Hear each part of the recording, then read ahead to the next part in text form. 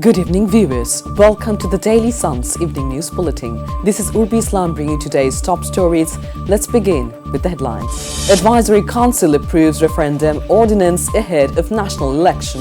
No leniency if anyone disrupts election process, EC Sanaullah. Jamuna Mart blocked, 47 BCS students face police roadblock.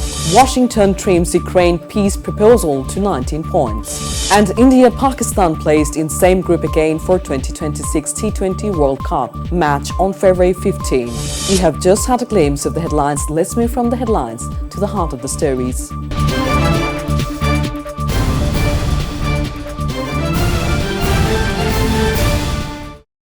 The Advisory Council has approved the referendum in the form of an ordinance. The approval came during a meeting held on Tuesday, chaired by Chief Advisor Dr. Mahmoud Yunus. Earlier on 20th November, the Council approved the Referendum Act. The government has decided to hold a referendum on the day of the upcoming 13th national parliamentary election to gather public opinion on the reform proposals recommended by the National Consensus Commission. A law is required to hold this referendum.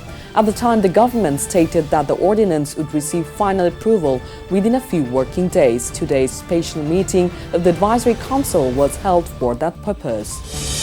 No one will be spared if they attempt to disrupt the election process, Election Commissioner EC Abul Fazl Muhammad Sanaullah has warned. He said the upcoming national election will be the most transparent in Bangladesh's history. Anyone attempting to interfere with the process will not be given the slightest concession. He issued the warning during a dialogue with observer organizations at the Election Commission building in Agra on Tuesday. EC Sanaullah said no observer is allowed to show bias. Observer lists must be submitted to the EC within 10 days of the election schedule announcement. Police have stopped a procession of candidates of the 47 BCS written exam as they marched toward the Jamuna State Guest House. On Tuesday afternoon, candidates began marching from the central Shahid Mina demanding postponement of the written examination. They were stopped in front of the National Museum at Shahbag. Protesters then staged a sit-in there.